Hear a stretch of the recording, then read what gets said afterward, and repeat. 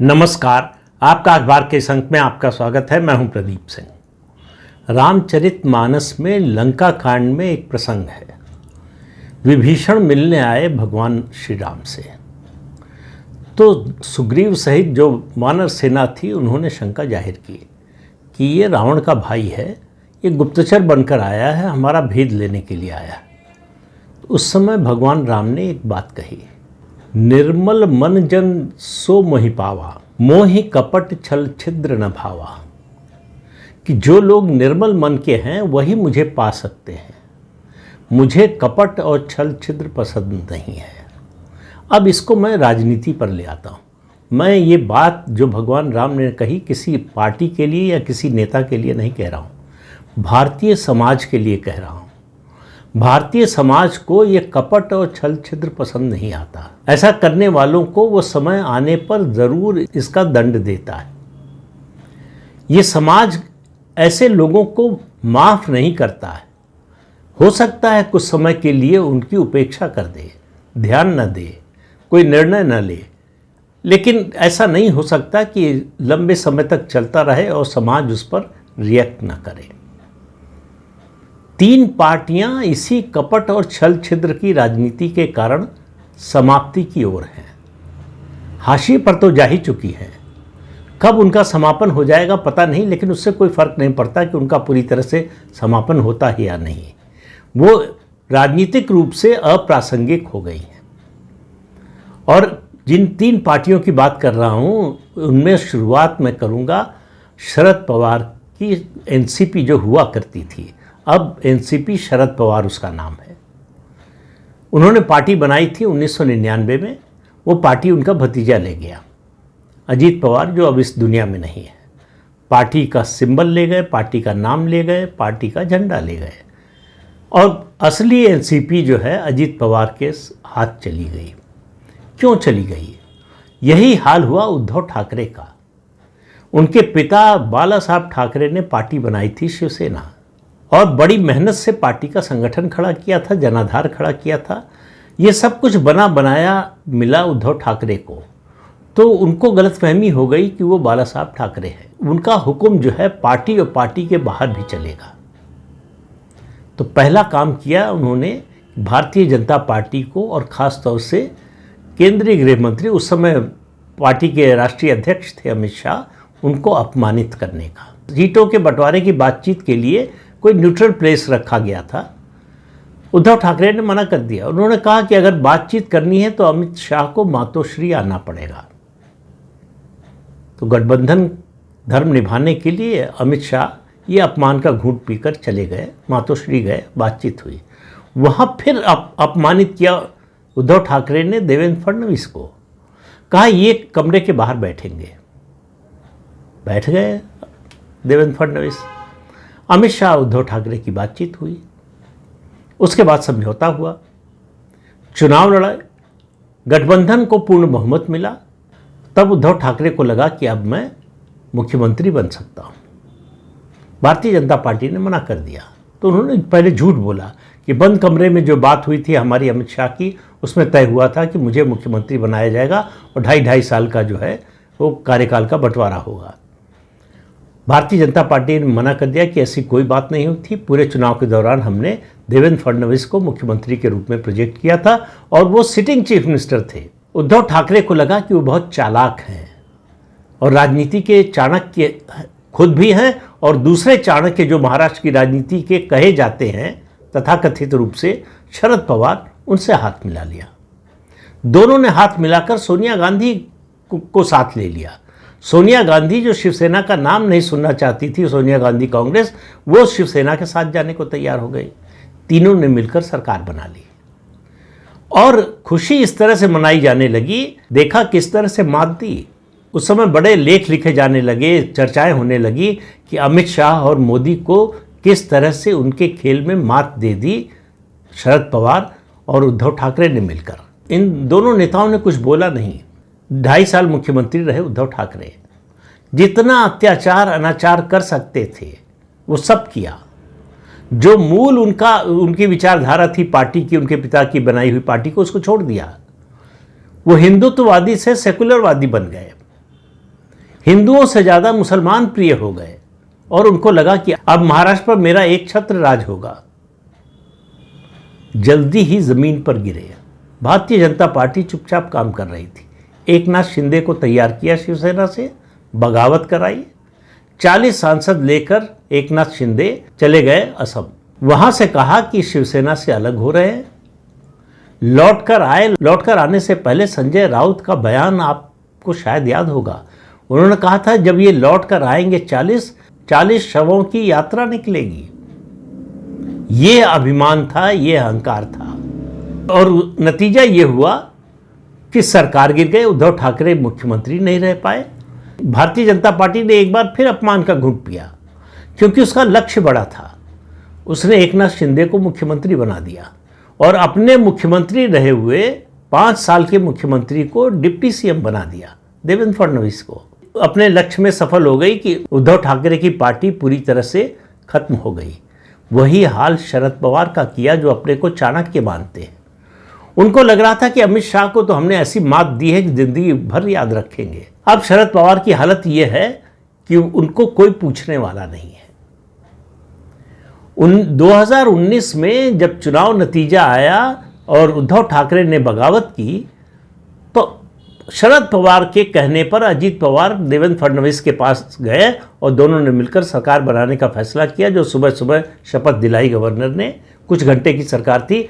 वहाँ से फिर शरद पवार ने अपने विधायकों को वापस बुला लिया, खुद ही भेजा और वापस बुला लिया। क्यों बुला लिया? क्योंकि उन्होंने शर्त रखी थी भाजपा के सामने कि उनकी बेटी सुप्रिया सुले को केंद्र में कृषि मंत्री बनाया जाए। मोदी और शाह ने सीधे सीधे मना कर दिया।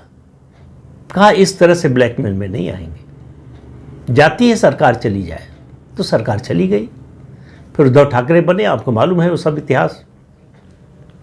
उसके बाद जो हुआ वो शरद पवार और उद्धव ठाकरे की आने वाली पीढ़ियां याद रखेंगी कि केवल राजनीति नहीं खत्म हुई, पार्टी खत्म हो गई, पार्टी का सिंबल चला गया और उनकी जो भी बची खुची साख थी, राजनीतिक साख, वो सब चली गई। तो छल कपट की ये जो राजनीति है वो बहुत दूर तक नहीं चल पाती है। इस बात का एहसास शायद अभी तक शरद पवार और उद्धव ठाकरे को नहीं हुआ है। इसलिए उद्धव ठाकरे की पार्टी एक बार और टूटने वाली है और इंतज़ार कीजिए, ज़्यादा समय नहीं लगेगा, शरद पवार की भी पार्टी टूटेगी। उद्धव ठाकरे के साथ 9 लोकसभा सदस्य हैं, उसमें से 7 टूटने वाले हैं। वो इसी महीने बल्कि इसी हफ्ते में टूट जाएंगे। और शरद पवार के साथ 8 लोकसभा सदस्य हैं, वो भी टूटेंगे।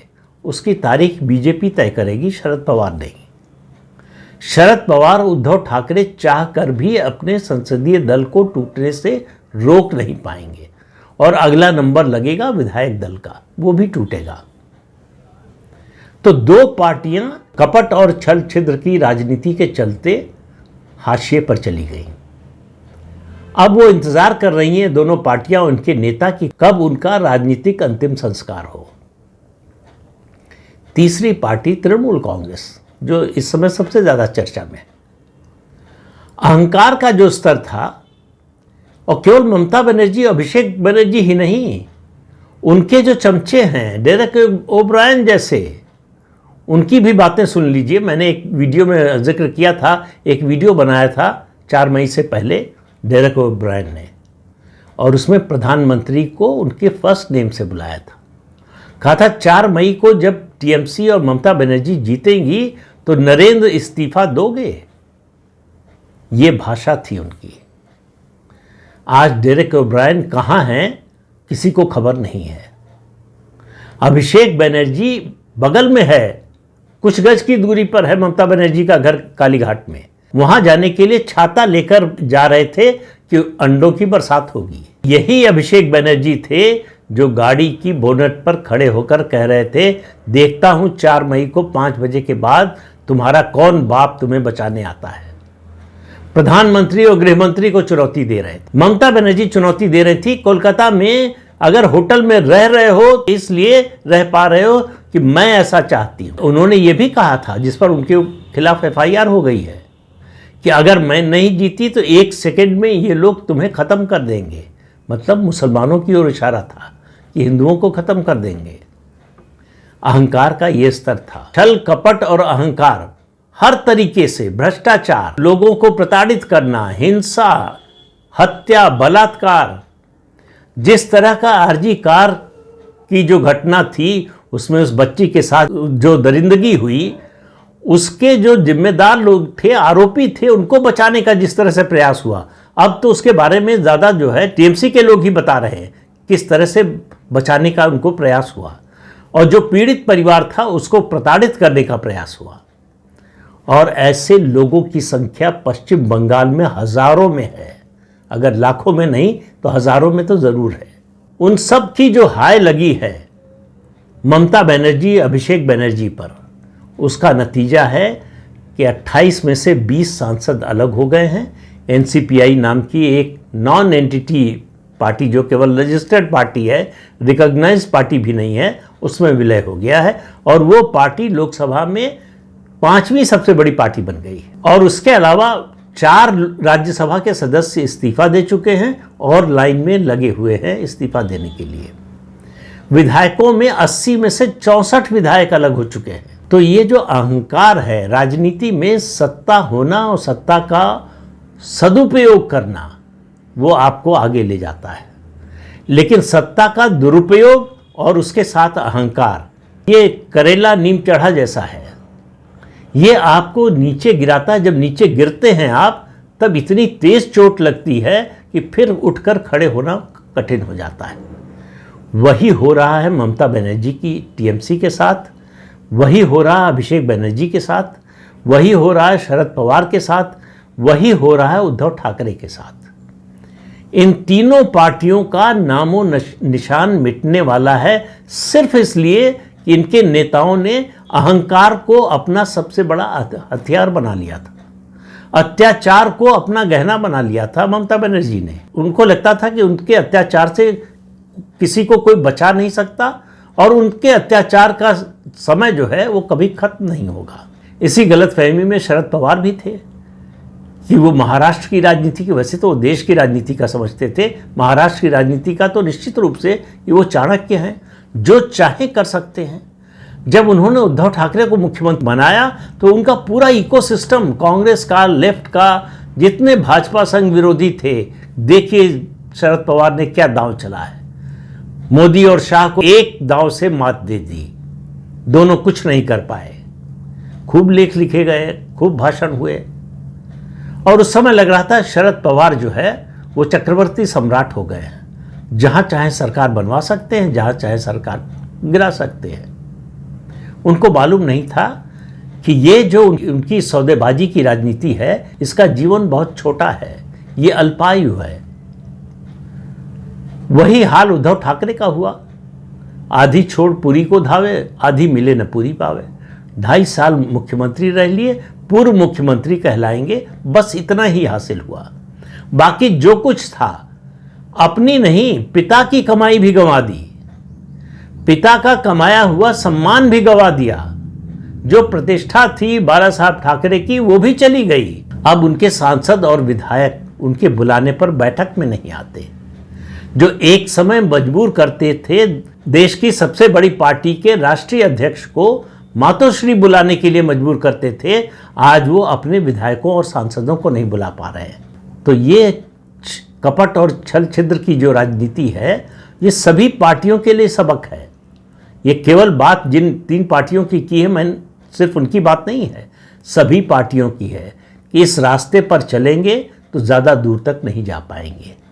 ये चेतावनी है हर उस पार्टी के लिए जो इस रास्ते पर जाने की कोशिश कर रही हो या जाने के बारे में सोच रही हो। इस देश का समाज, मैं मानता हूं कि समाज की जो शक्ति है, उसके सामने किसी राजनेता, किसी पार्टी की, किसी सरकार की, किसी सत्ता की नहीं चलती है। उसमें बर्दाश्त की क्षमता उतनी ही है जितनी धरती माता में है। वो बर्दाश्त करता रहता है, चुपचाप देखता रहता है, और फिर एक दिन उठकर फैसला करता है कि बस अब बहुत हो गया, इससे ज़्यादा नहीं। और उस दिन जो सत्ताधारी हैं, जो अहंकारी हैं, जो कपट और छल छिद्र की राजनीति करते हैं, उनको लगता है कि ये क्या हो गया। फिर वो कहते हैं कि हमारे साथ धोखा हो गया, धोखा नहीं हुआ, आपके कर्मों का फल मिला। आपको बड़ी लंबी रोप दिया समाज ने, आप समझ नहीं पाए कि वो आपको सुधरने का मौका दे रहे हैं। आप नहीं सुधरे तो समाज ने आपको तोड़ दिया। तो इस अंक में इतना ही। अगले अंक में फिर मिलेंगे किसी नए मुद्दे के साथ। तब तक के लिए अनुमति दीजिए। नमस्कार।